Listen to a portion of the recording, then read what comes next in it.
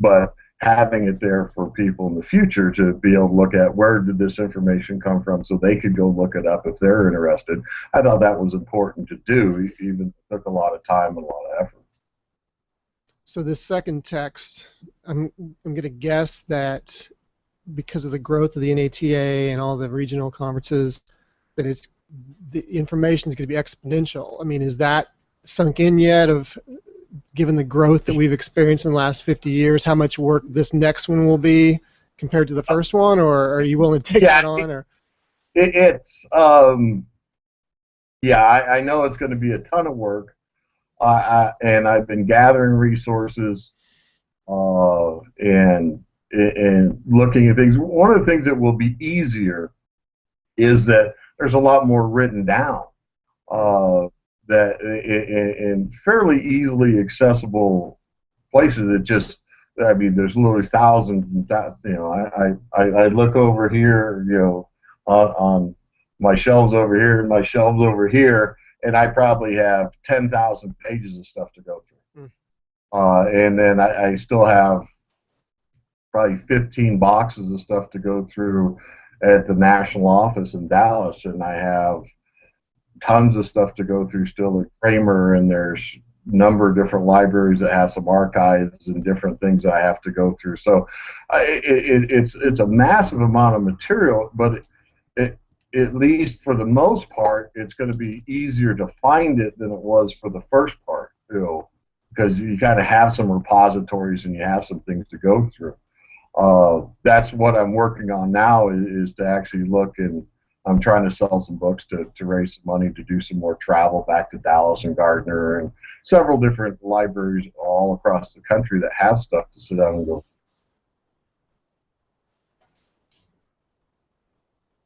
Oh, looks like he's still there, right? All right, Matt. So if you can hear us, we dropped you again.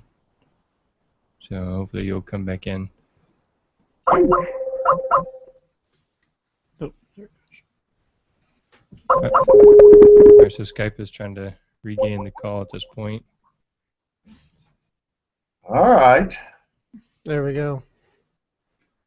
I don't think we missed. I know you said you were trying to raise some funds for the second book by selling the first book. So fully understand. Yeah, I'm actually going to do a little crowdfunding thing here in next month to try to raise some money to see. The book hasn't sold as well as I'd like it. Of course, that probably would be true even if it sold a lot of books, but I've sold less than 400, so I'm trying to sell some more books to raise some money. I've got to go to San Jose, California. They have one of the sources from the lot of information for the NATA was written on in the 1950s before the NATA put out its journal. They're the closest ones, so I got to go there. I've got to spend probably a week or two in Dallas. I've got to spend a week in Gardner. There's stuff at Purdue. There's different, So there's a lot of different places I need to go, and so I'm going to try to sell books and raise some money and see if I can raise enough money to finish off some of this research. And as I find stuff, I make digital copies of pretty much everything and keep it. Hopefully one of these days all that stuff is going to be sitting in the NAT archives, so some poor fool who tries to go do a lot of research on athletic training history can go there instead of trot all around the country and do what I've had to do. So make it easier on people in the future. Interesting to hear the amount of work it takes behind the scenes just to put a book out. Yeah, well, yeah, it was. I knew it was going to be a lot of research. I just didn't realize it was going to be as much. I just didn't realize I was going to find as much, especially in the early times that I found. And even the stuff as we get up into more modern times in the 50s, 60s, 70s, there's even more material there than I thought there would be. So it's a lot of stuff to go through. It's a lot of reading, which is okay. I don't mind doing that, and I can go through that fairly quickly. Getting that stuff because you're not actually, you have an idea of kind of where stuff is. So it's going to be different from the first one. Still a lot of work. Once I get to do the travel and get all those resources together. It's still probably going to take me a couple of years to actually go through all the stuff and write it. All right, so you may have answered this partly earlier, but why do you feel it is important for us to look back as athletic trainers and understand our history? I mean, obviously, you just said you spent a good bit of money and time doing this work, and why do you think it's important for us to, read your book or to look back and to know where we came from? Well, a couple of things. One is more philosophical.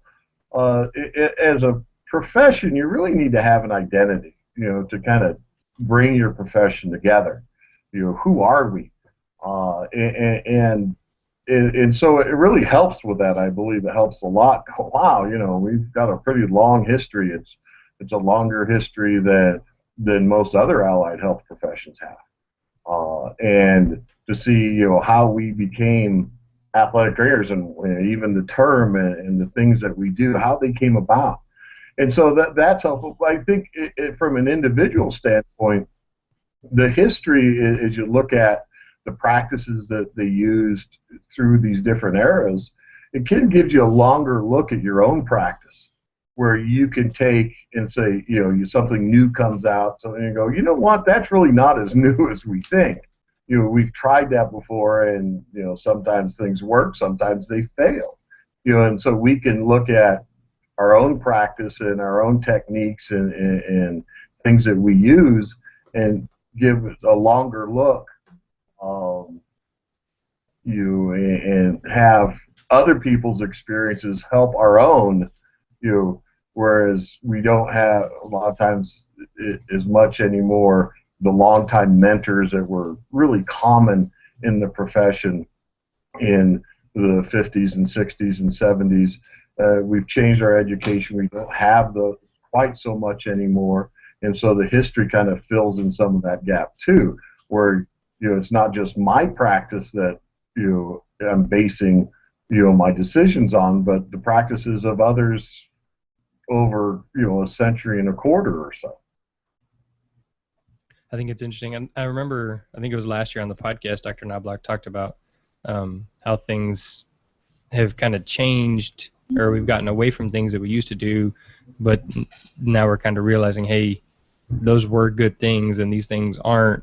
And I think we were talking about training. I can't remember, but like the weight training. So now we're training to be bigger, stronger, faster. I could be wrong. Was that kind of? I don't remember it, but keep talking and maybe it'll click. Yeah, I don't know. That's the thing. We've done a lot of things, and so I just found it interesting that you said that it's more or less the same, and that the good practices that we started with are kind of emerging back, because you're on Twitter, I'm on Twitter, and it just seems like there's a constant, oh, well, here's a new way to do this, here's a better way to do this, Mm-hmm. here, train this faster or harder or smarter or I think easier. there's a lot of fads, essentially, Yeah. where, take this supplement, you'll lose the weight, and we find out it just doesn't work. Right. Or, Sure. put this magnet on your shoulder, it'll heal your shoulder, when we know that therapeutic modalities and rest are going to be by far shown superior results. But I think, based on what you're saying, I think, the conversation I remember when we were talking about the classic things that we know and use every day, ice and heat and stretching, are going to always work over some magic pill or something, and I'm sure that's been shown historically as well. Ice has been around. I remember taping aspirin to it from the 50s and 60s, and I think the Raiders football coach was Al Davis, or the owner was saying that, just taping aspirin to it.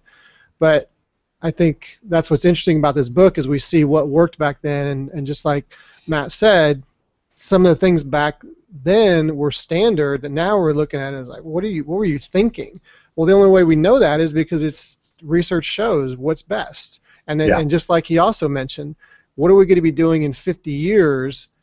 What are we going to be thinking in 50 years about what we're currently doing? Could you imagine? Can you imagine the standard practices we have now, that in 2050 they're going to be saying, what in the world were we doing that for? And it's interesting to think, because we're probably doing something that it is eventually going to be looked at as ridiculous. So I think that's interesting about the book, as we look back at the 50s and 40s and 50s and we saw what they did then.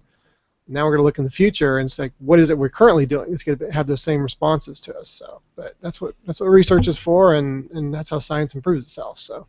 Yeah, yeah. The history, if you read it, I mean, the quackery involved sometimes, is somewhat astounding. That people, oh yeah, and again, it's not. A lot of times we think of quackery as people, duping someone, but the people they honestly believe that this is going to work. I mean, and then there's people trying to make money off of it, and then there's this and that, and all these things. You can see it all, in the history. I mean, it's all there, and you can start to see the patterns and things, and hopefully, if you learn your history, you'll be able to identify that a little bit easier and prevent your own practice from adopting some of those things. But it is hard. There's new things. Well, does this actually work? Does it not work? When do I adopt it or not adopt it? All those things, and the history will help you do that. One thing about the weight training, it kind of reminded me of the story. There was in the late 1800s that an athletic trainer was actually having his football players, it was at Harvard, work with weights to build strength. And he got fired because it was seen as a bad practice. And so, it takes time for things to be adopted, and over the test of time and research, we get better. So tell us a couple other stories about interesting things that you've learned. I mean, an athletic trainer using weights seems ridiculous for them to get fired. So what other things are like shocking or very interesting that you may have in your book? Well, we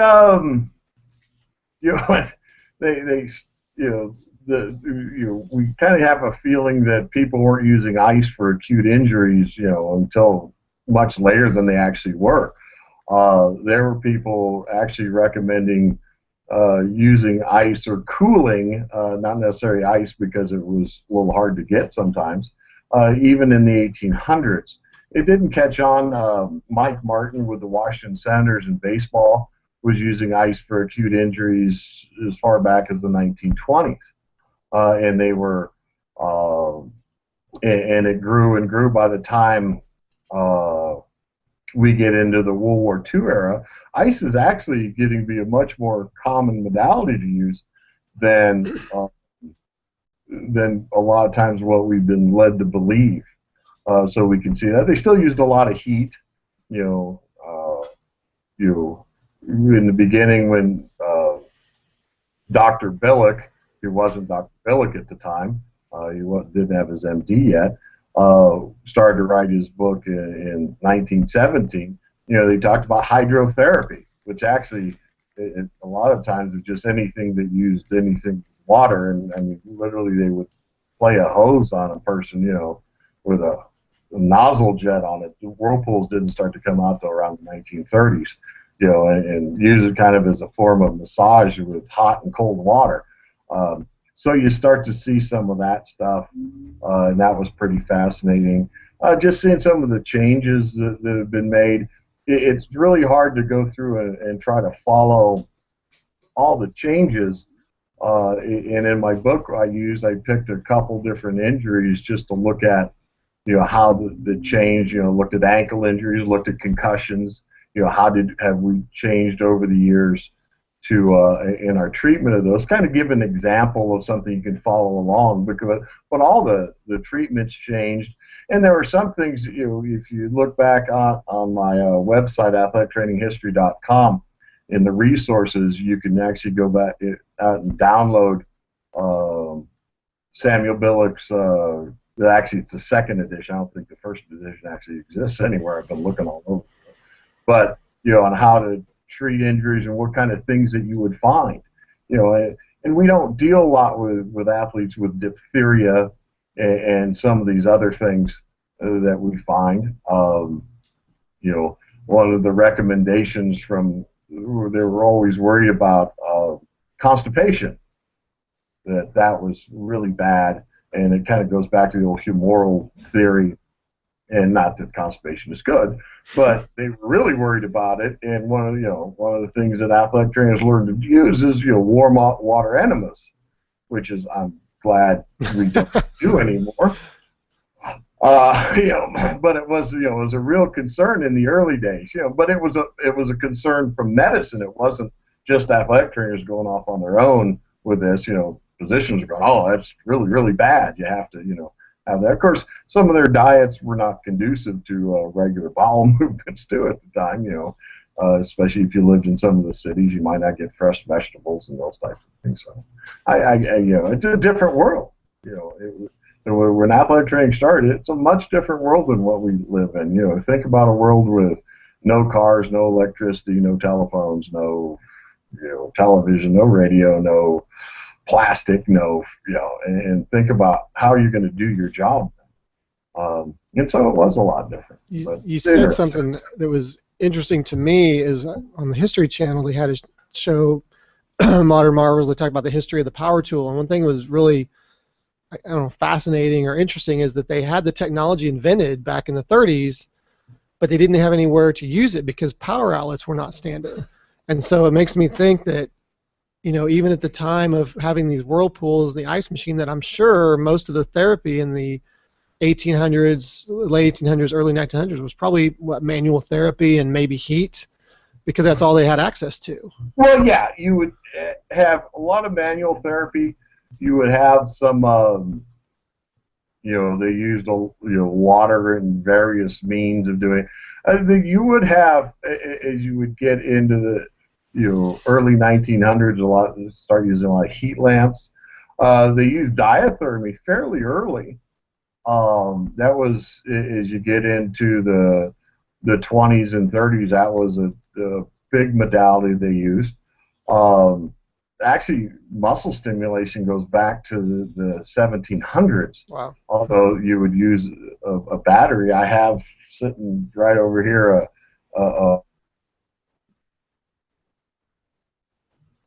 All right, so we lost him again for a second. So I'm assuming he's going to be talking about the stim machine. Hey, are you back now?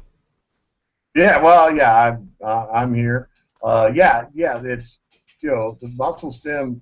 Like I say, they started using that. They didn't. It was kind of like magic. They didn't really know if and how it worked, but it was like, oh, wow, that's got to be good. So they had what they called medical batteries, and they had those for a long, long time. So we see some of that come out. I just doing some research, saw some stuff on who was it? Duke Wire from Maryland. There was a report that in the early 50s that he was one of the first college athletic trainers to use ultrasound. So these modalities would start to come about. Again, some of them for a lot longer than we thought. Especially muscle stim really surprised me when I went and did the research on that and all the different kind of machines that they made. Again, they didn't know the background of exactly, theoretically why it should or should not work, but they had it and they sometimes used it. So. All right, so you were talking, as we move towards evidence-based practices with the NATA and those kind of things, you were talking about not having cars and obviously not internet and those kind of things. How did athletic trainers learn what to do best if we weren't having these conventions or Twitter or podcasts, webinars? How did they learn that? Well, it was experimental. It was right. Well, let's try this. Let's see if it works. A lot of it, obviously, the placebo effect is a powerful effect. And so if you're giving someone a rub down and if they think it works, then it's probably going to help them out some.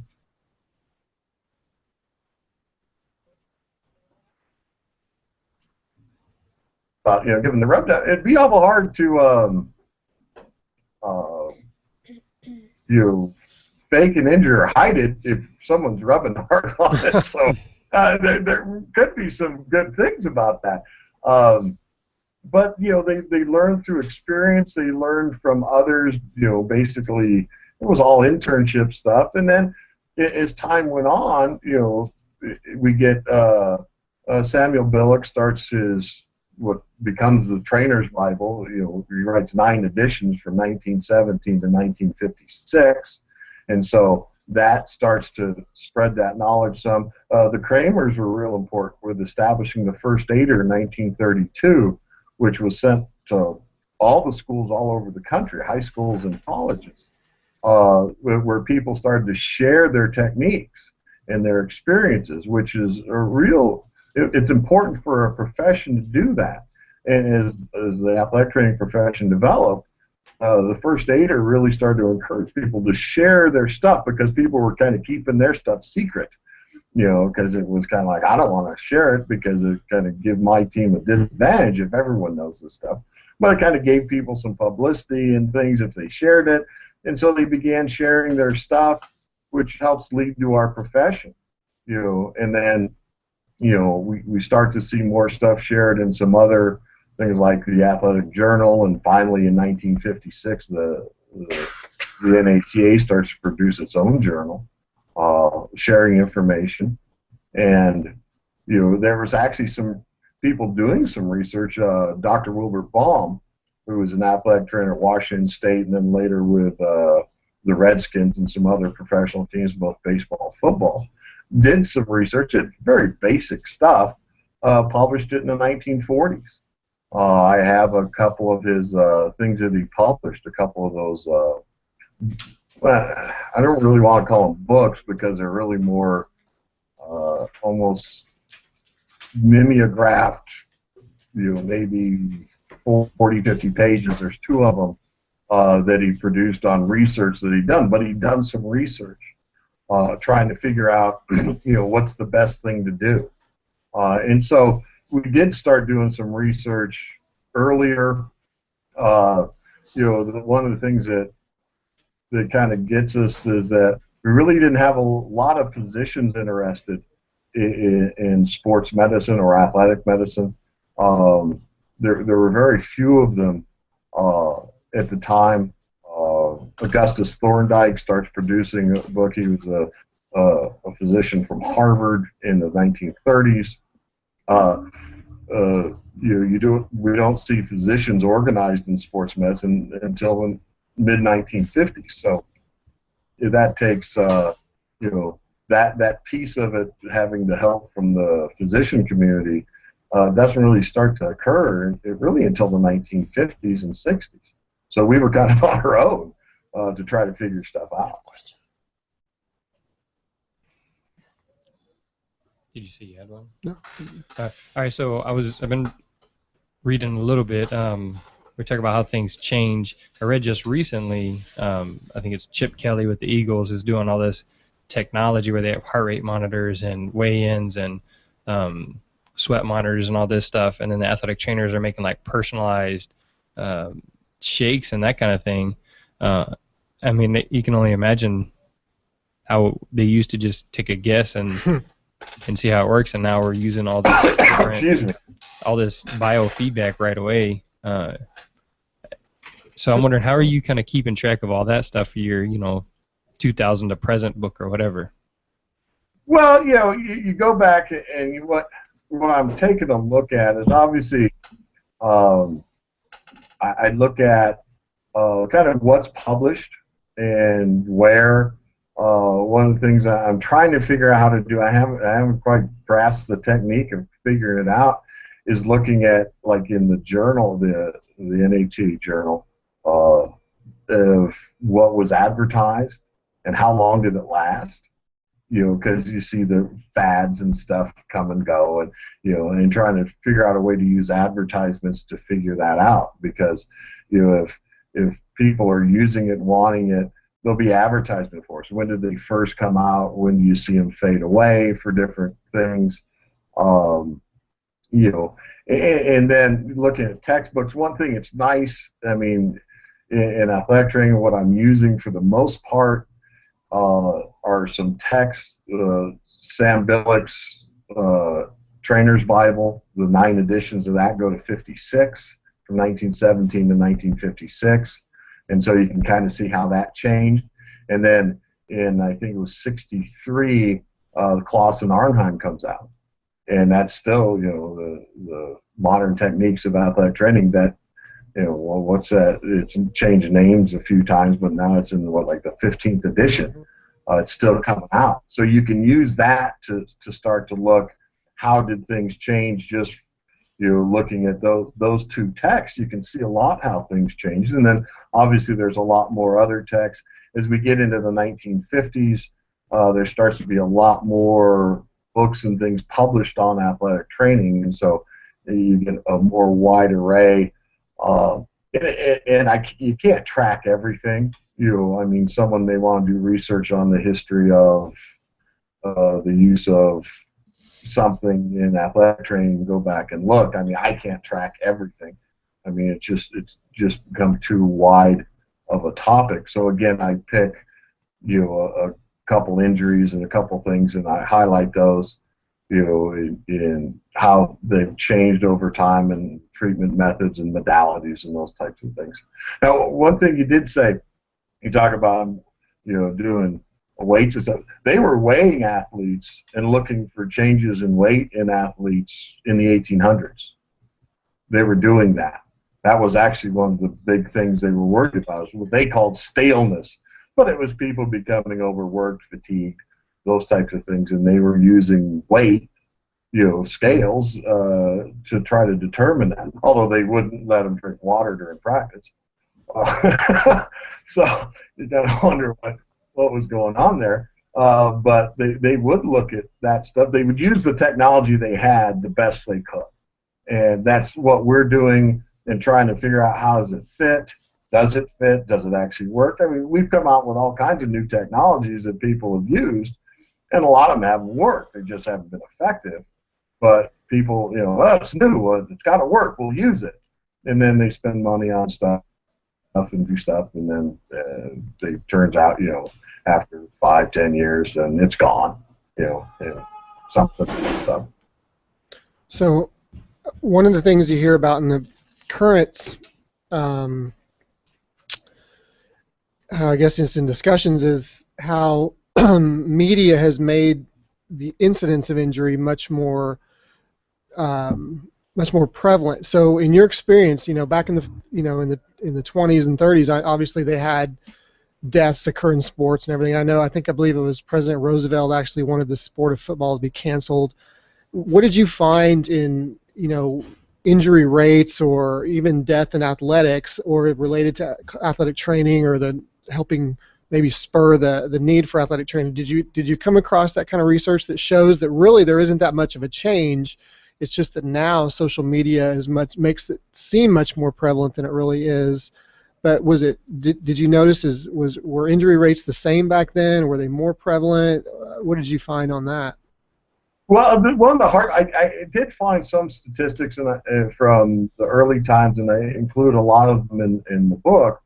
But it's really hard to compare them if you're going to say, well, are knee injury rates up or down, compared to 100 years ago? You just can't use the statistics to compare them, because their idea of what was an injury and what was the severity and those types of things were much different. When at first, when they're talking about, give you an example of knee injuries, you never heard of any, the cruciates. They didn't talk about them. Well, there wasn't anything to do about it, and it wasn't until the 1930s, it was Thorndike's book in 36, I think, when they first started talking about, well, you can do this drawer sign thing in the knee. But then if you found that, oh, well, it looks like the cruciate torn, they didn't have anything to do about it. They put a brace on it. That's about all they could do. So you just found out if it's torn or not, then you live with it. Sounds like. Yeah. And so trying to compare the statistics is difficult.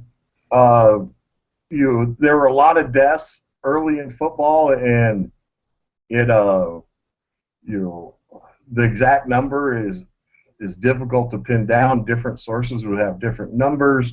There was no control over it. What was a death caused by football?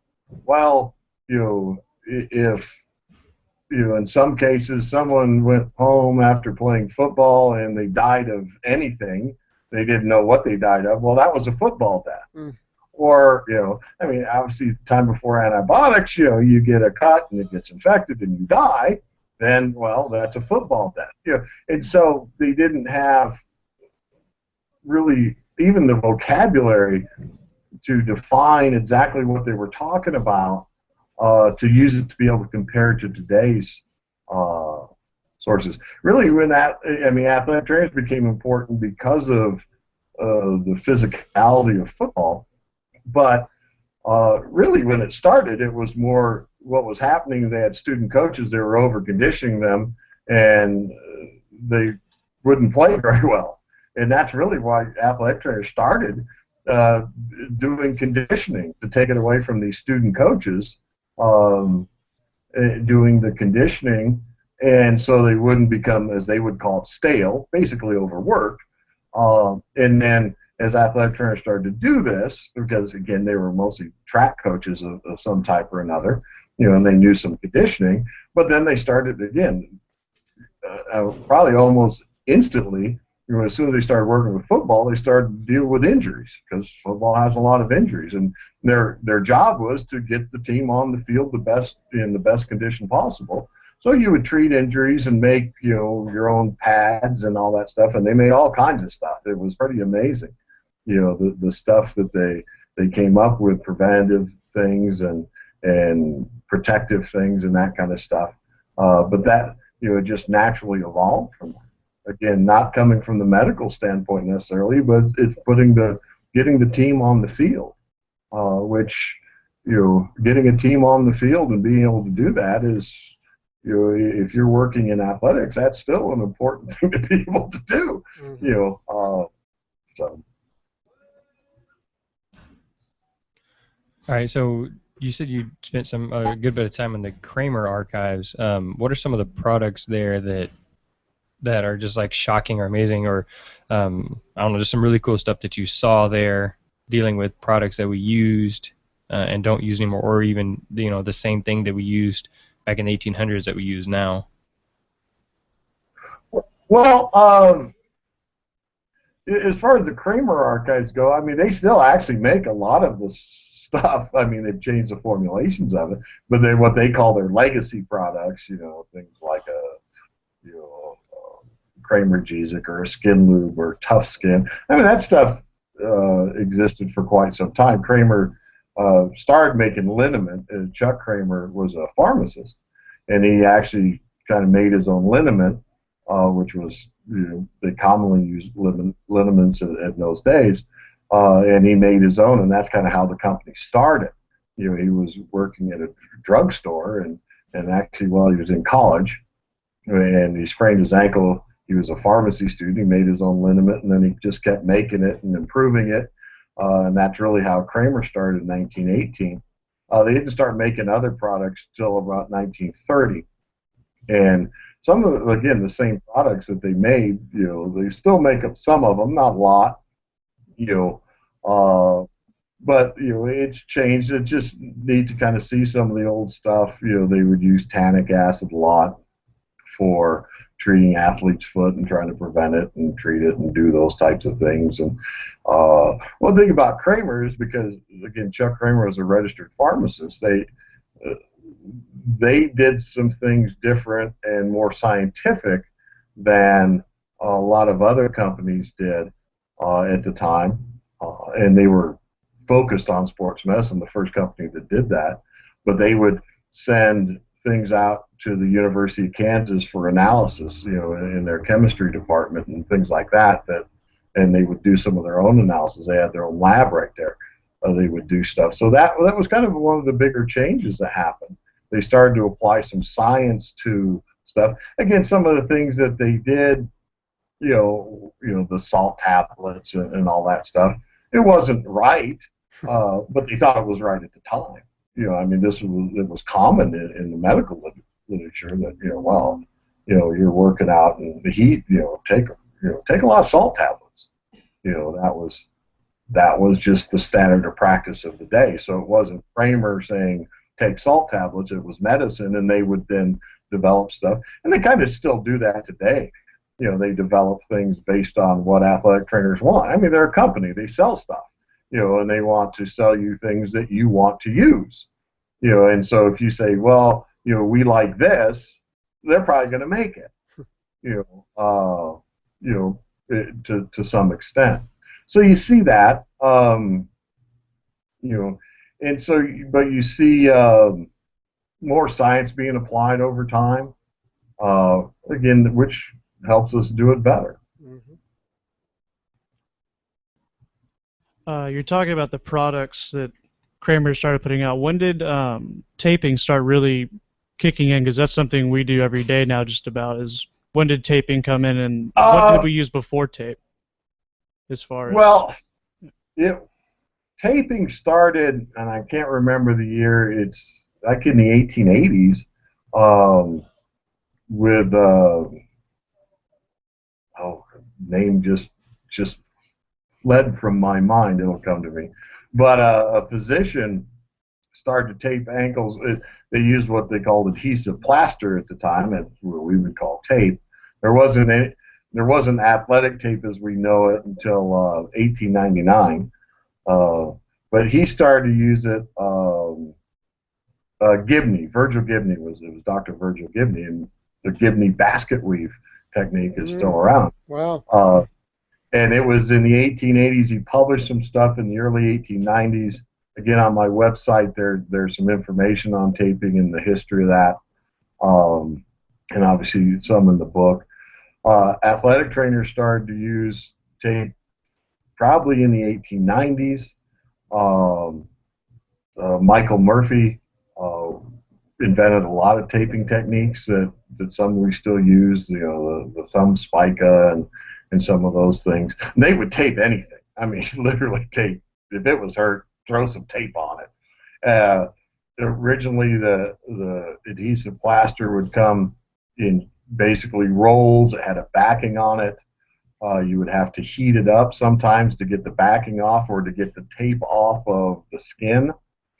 And it would come in wide sheets, and you'd have to cut it. I mean, I have some stuff over, here that some of the old 12-inch wide sheets with the backing on it, all on the roll, and you would have to cut strips and do those kinds of things to do it. Then obviously, it starts to come in rolls.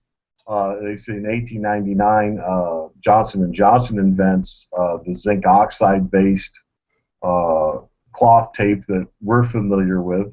Obviously, it's changed a little bit over time, but it was athletic tape, and that starts to come out, and people start to use that. So there are all kinds of taping techniques. By the early 1900s, taping is common. It's very common. And again, the techniques used, and there have been improvement in the adhesive on the tape, and all kinds of stuff like that. But it was one of the earliest things that we kind of still do today.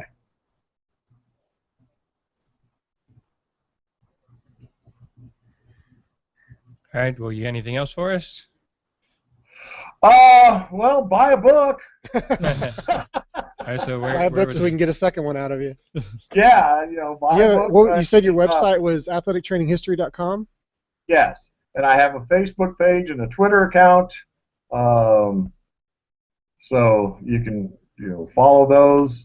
The Facebook, I try to post just a photo of something every day. It's more just a visual thing, and try to sell books. I actually have a few T-shirts that I made that I'm trying to get rid of too. So if you like a T-shirt, you can buy one of those too. And the link to the book is on your website, I'm certain, right? Yes. Okay. Yes. And if you go on the Facebook page, you scroll down, there'll be different things saying buy a book, buy a T-shirt. So I'm using it as advertising too. So education and advertising. Like I say, starting next month, I'm going to do a crowdfunding thing to try to see if I can raise some money to take some trips and try to get this thing. I'm kind of stuck with the materials that I have. I have to go do some more research before I can really move forward in it. I've got a lot of resources, but I don't know exactly what I'm looking for yet. because you kind of see what threads you're going to use looking at the history, because there's so much stuff, you got to pare it down some. We'll have to make 2 books out of this next one. I hope not, but I might, but with 550 some pages in the first one, how much athletic training history people want to read. Mm-hmm. But I want to do all the basic research, and then what I'll probably do after I get all that done is just sit down and write a shorter text of all of it without all the notes and sources and stuff, so people who don't want to do all that reading can actually get a basic idea of our history, something that maybe uses a text in the colleges and things like that. But I have to do all the research first before I feel comfortable doing that. I could probably throw something together, but I could throw something together right now on the NATA history, but I don't want to throw it together. I want to do all the research and do it right and have that for the future where there's a good documented history so people can go back and use that. All right, well, Matt, I had mentioned possibly a discount code, and you said you were going to try. Well, I've tried to use that in my Square account. There's a discount code, and everyone who tried it before, it didn't work. And so I don't know what.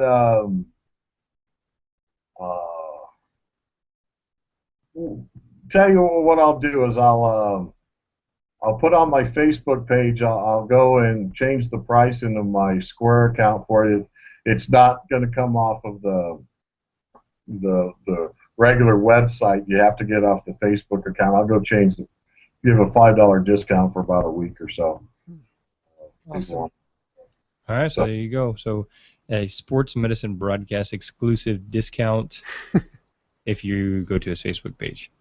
Which is public to anybody. So I'll go do that, and I'll probably be up here in about 20-30 minutes, after we're done. So. All right, very cool. So I'll send out a message, a tweet there saying some exclusive from the sports medicine broadcast, and then so hopefully it helps you sell some books so you can keep producing some more history for us, because it'll be fun for 10, 20, 30 years to find out how much stuff we're doing now that was the same, and then how much stuff is just totally off. Sure. It's interesting. It's neat to know kind of where you come from, and there's actually a lot of stuff that we should be very proud of in our history. A lot of people did a lot of work to get us to where we're at. Mm-hmm. This thing just didn't happen. We've come a long, long, long way, and then that's exciting, and we just keep making progress, and it's good. It's really a wonderful profession, and you get to help people, and you get to meet all kinds of neat people. Athletic trainers are some of the best people in the world, so it's a lot of fun, and it's like I say, I think we should be proud of our profession. There's a lot of work done to get us to where we're at, and a lot more work to be done. We got to buckle down. All of us working together and get more done. So. Very cool. Maybe next time we'll have to do a video tour of your place, because you kept referencing different old school athletic training items and we couldn't see them. So I'd have to clean up a little bit. It's just a bedroom here in the apartment. It's just got stuff all over the place. So, but I do. I try to get out. Every once in a while to different places, and I have an old Kramer trunk that they sold at one time. They didn't make it; they just stuck their thing on it, and I load all my stuff in it and take it to when I go do presentations. So maybe one of these days I'll do a little tour around the country and bring all my stuff and stop at different places and show it to students and people. So we'll see. Be fun to see all the different things at one of our workshops or something. So. Yep. It's fun stuff. It's all the old stuff is kind of cool. So it's fun to mess with and play with and touch. And electrocute yourself. So. Well, I haven't actually, because hang on. Let's see if we can see this. This is the That's the old medical battery, the muscle stem. It would take a dry cell battery, and I haven't gone to get one to see. I only have like one of the electrodes. I have to make one, but I haven't had the guts to try it. So I don't think I will. But it's a Tesla coil, and it's pretty basic. It's not all that complicated. and in normal fashion, it's huge. Yeah, and actually, it's fairly light. But it's in a nice wood box. I've got to reattach the lid to it. I got to figure that out. The lids come off, so I got to see if I can get some period screws or something and put the lid back on it. But yeah, it's just, and this was actually made for home use. So Wow. But they would use them. They would use them in some athletic training rooms, or physicians would use them, whatever. That's kind of interesting. Very cool. Well, if you were back in Dallas, and Houston's about 4 hours away, so maybe we could meet up. I can have you come down here, and we could do an in-person interview instead of on Skype or something. You never know. Or maybe you can meet up. I've been to a couple places, do presentations in Texas, but mostly the western part, so that's a little bit closer. But yeah, if I get back to Dallas, I'll let you know, and maybe we can do something. Bring all my toys, and we can sit there and show them off. All right, very cool. Well, then I'm going to close it out here. So we want to thank people that helped make this possible. GHAT sponsors the CEU opportunities, so you can get BOC-approved CEUs for being part of the webinar. Now, just the podcast, you can't, so you can enrich your knowledge, but you can't get the CEUs unless you join the webinars. And if you have feedback on that, times and things like that, then let me know, and we can see what else we can work out. Of course, U of H Masters of Athletic Training Program, Dr. Mark Knobloch, and U of H Masters of Athletic Training Program student Matt Barnes for coming in, throwing in some good comments and questions, and really just helping us all around. So hopefully we'll see more of Matt Barnes and some of the other Masters of Athletic Training students, along with Dr. Yellen and Dr. Knobloch.